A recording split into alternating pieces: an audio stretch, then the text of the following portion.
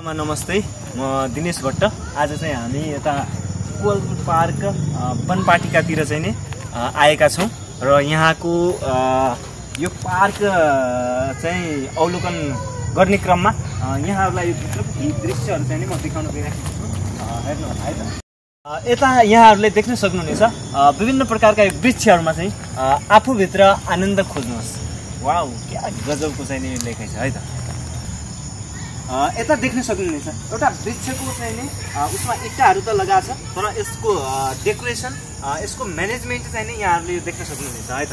अनि चारैतिर यो वृक्षहरूमा चाहिँ नि विभिन्न प्रकारको चाहिँ नि रातो र सेतो गरी यो पेस्टहरू लगाएको। वाउ, क्या दामी चाहिँ नि यसको दृश्य चाहिँ है। यसपछि देख्न सक्नुहुनेछ यहाँहरूले यो विभिन्न चाहिँ नि बस्नको लागि बाहिरबाट जुन आउने पर्यटकहरू हुन्छन्, पर्यटकहरूको लागि बस्नको निम्ति यो व्यवस्था मिलाएको छ यसरी, जसलाई चाहिँ नि डेन्टिङ पेन्टिङ हुँदै एकदमै यसको चाहिँ नि सौन्दर्य चाहिँ नि बढाइएको छ। ओके, यता देख्न सक्नुहुनेछ यहाँको पनि निकै चाहिँ नि डेकोरेसन गरिएको छ र चारैतिर चाहिँ नि यो बस्नको लागि पेन्टिङहरू गरिएको छ र यो सँगसँगै यो धुपी सल्ला भनेर भन्छन्, यसले पनि यहाँको चाहिँ नि एकदमै दिस इज अ सो, यो सो प्लान्ट पनि हो, यसले चाहिँ नि हाम्रो उसलाई सो पनि दिन्छ है त। धेरै कुराहरू यहाँ चाहिँ नि ज्ञानगुणका कुराहरू चाहिँ नि लेखिएका छन्। जस्तो यो बोर्डमा लेखिएको छ मित्रता राख्नुहोस्। यहाँ म यहाँहरूलाई मध्य भागतिर चाहिँ नि प्रवेश गराइराखेको छु। यो देख्न सक्नुहुन्छ।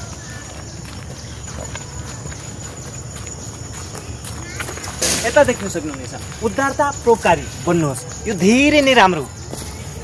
अब चर्चा गर्नेछु म यो परम्परागत मही सम्बन्धीको, जहाँ चाहिँ हाम्रो यो सुदूर पहाडतिर चाहिँ नि यसलाई गोरुहरूलाई चाहिँ नि पछाडि राखेर यसले रोपाइँ गर्ने चाहिँ नि प्रचलन बढीमा छ। त्यस्तै गरेर यो अर्को हामीले देख्न सक्नुहुनेछ यसलाई, जसलाई चाहिँ यो देख्न सक्नुहुनेछ यहाँहरूले र्याक, जसलाई चाहिँ नि हामीले माटो छम्याउनुको लागि चाहिँ नि प्रयोग गरिरहेको हुन्छ।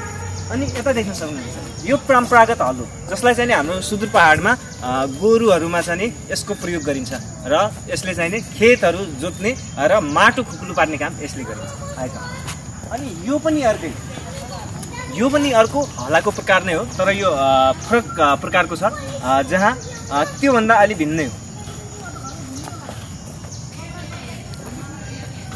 त्यसपछि यता देख्न सक्नुहुनेछ यो पनि त्यसको भन्दा पनि फरक उसमा चाहिँ नि यो देखिएको छ र यसलाई चाहिँ नि सिङ्गल त्यसमा अलिकति केही फरक हुन्थ्यो भने अलिकति यसमा पनि फरक रहेको छ। यो पनि हाल्नु है त।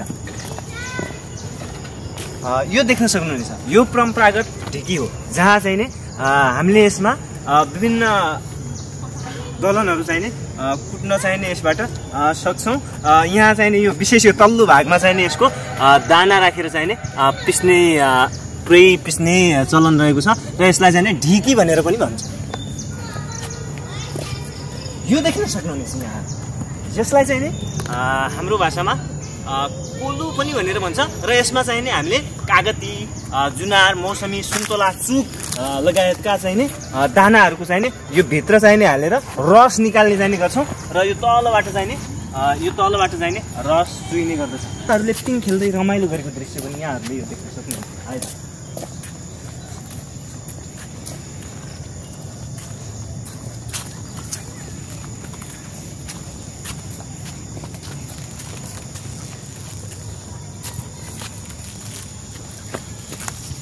साँच्चै नै यो पार्कको दृश्य हेर्ने हो भने मनमोहक नै छ। काहीँ न काहीँनिर केही न केही भएकै छ। जस्तो यता ठुलो पिङ पनि भएको छ।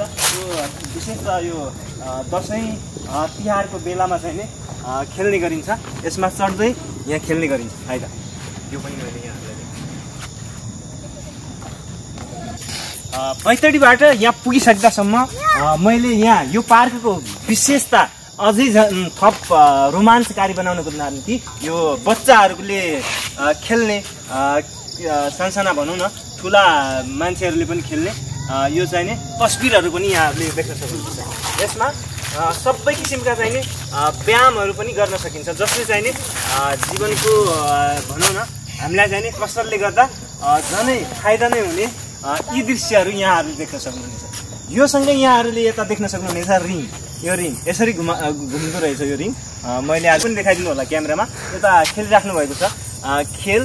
यो खेल भन्दा पनि एकदम यो शारीरिक विकासका लागि पनि एकदमै राम्रो हुने गर्दछ है त। अनि यहाँ पनि देख्न सक्नुहुनेछ एकदमै खेल खेलिराख्नु भएको छ, रमाइलो गरिराख्नु भएको छ र पार्कको चाहिँ नि सौन्दर्यता एकदमै बढेको चाहिँ नि हामीले देख्न सक्छौँ है।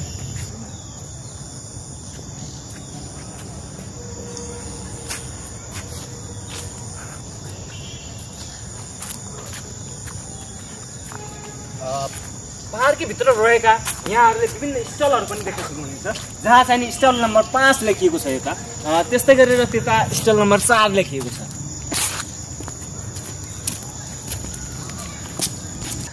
ज्ञानगुण र एकदमै भव्य कुराहरू चाहिँ नि यहाँ लेखिएका छन्। परिश्रम गर्नुहोस् अवश्य पनि, परिश्रम नगरी चाहिँ नि फल पनि प्राप्त हुँदैन। देख्न सक्नुहुनेछ यो स्टल नम्बर 4, यहाँ पनि चाहिँ नि पर्यटकहरूका लागि बस्नका लागि एकदमै राम्रो व्यवस्था गरिएको छ। यता बिजुली बत्तीको पनि व्यवस्था रहेछ, यहाँ मिटर पनि देख्न सक्नुहुन्छ है त। अर्को एउटा सुन्दर पक्ष यहाँहरूले देख्न सक्नुहुन्छ, भ्यू टावर जस्तै बनाइएको छ र यो भ्यू टावरबाट चाहिँ नि कहिलेकाहीँ पर्यटकहरू धेरै टाढाबाट आयो भने राम्रो राम्रो माथिबाट क्लिप लिनलाई चाहिँ नि सहज हुने जस्तो लाग्छ है त।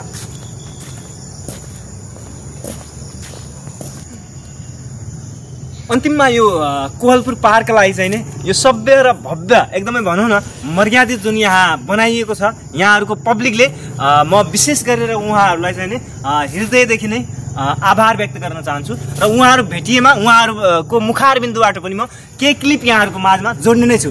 अब विशेष त मैले धन्यवाद दिनै पर्ने हुन्छ मलाई भिडियोमा साथ दिइराख्नुभएका शिवराज सिद्धार्थ पन्तजीलाई पनि धेरै धेरै धन्यवाद दिँदै आजका लागि यो एपिसोडबाट तपाईहरुको माझमा म अर्को नयाँ एपिसोड ल्याउने बाचाका साथ यहाँहरुबाट बिदा हुने अनुमति चाहन्छु। हस् त, नमस्कार।